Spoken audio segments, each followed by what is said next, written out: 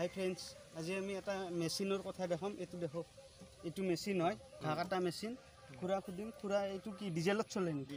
ডিজেলত চলে। আপোনাৰ এইটো কি গিয়াৰ আছে নেকি? গিয়াৰ আপোনাৰ কেনেকৈ ষ্টাৰ্ট কৰে? এইটো ষ্টাৰ্ট কৰিব লাগিলে এইটো গিয়াৰটো আপুনি দাবি দিব লাগিব। এইটো দাবি দি আপোনাৰ এইটো ষ্টাৰ্ট কৰিব লাগিব।